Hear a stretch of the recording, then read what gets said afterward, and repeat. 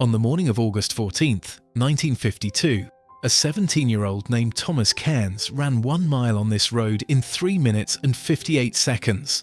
Nobody was watching except his father. His father had a stopwatch. The stopwatch was accurate. None of this was enough. Robert Cairns had marked the mile himself the previous evening with a wooden stake at each end. He had measured it twice. He had driven the route in his truck and checked the odometer, then walked it with a surveyor's wheel borrowed from a neighbour. He was a farmer. He was thorough about things that mattered. That morning, he rose at 5 a.m., drove to the far stake, and waited. Thomas came down the road at 5:22 a.m. He had been running since he was 12, every morning before school, before chores, before anything. He had no coach. He had no training program. He had a pair of canvas shoes that he replaced every spring, and a road that went nowhere in particular. He had, in 5 years of running, never been timed. That morning, his father asked him if he wanted to know. Thomas said yes. Robert Cairns pressed the button when Thomas crossed the first stake. He pressed it again when Thomas crossed the second. He looked at the watch for a long time. Then he looked at his son. Thomas was breathing hard, hands on his knees, looking at the road. Robert told him the time. Thomas straightened up. He asked his father to say it again. Thomas Robert Cairns was born in 1935, on the farm where his father had been born, and his grandfather before that.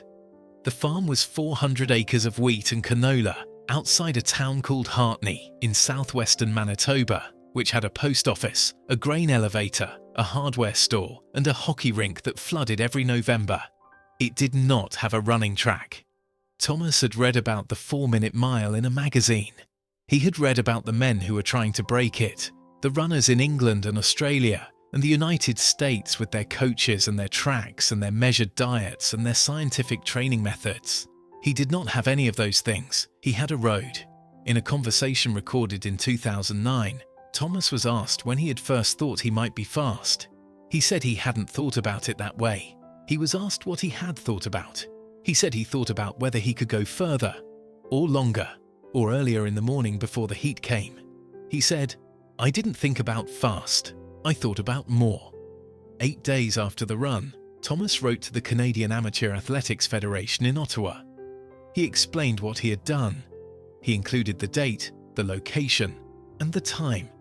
He described his father's stopwatch, the make, the model, the fact that it had been recently serviced. He included a hand-drawn map showing the route and his father's measurements. The letter was 3 pages long. He mailed it on a Tuesday. The Federation's response arrived 3 weeks later. Thomas read it at the kitchen table. He folded it and put it in the letter drawer. He did not write back. On September 6, 1952, a runner named William Forsyth completed a mile in 3 minutes and 57 seconds at a certified athletics meet in Toronto. He had 2 certified officials. He had a certified chronometer. He had a regulation track. The record stood. Thomas read about it over breakfast. His father, who was sitting across the table, watched him read it. Neither of them said anything. Thomas finished his coffee, stood up, and went out to start the morning chores. A reporter from the Hartney Gazette wrote a short piece on Thomas in the spring of 1953, following a local agricultural fair where he had, informally, raced several other young men and won by a distance that the reporter described as uncomfortable for everyone else involved. The reporter asked Thomas about his times. Thomas said he didn't keep track anymore. The reporter asked if he had ever considered competing officially, entering certified meets, pursuing the record properly. Thomas said he had looked into it. He said the forms were quite long. The forms were, in fact, quite long. Thomas did not complete them. He continued to run every morning. He was not timed again.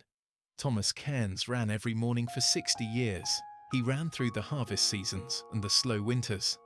He ran when his father died, and when his mother died, and when the farm passed to him, and when he passed it to his own children.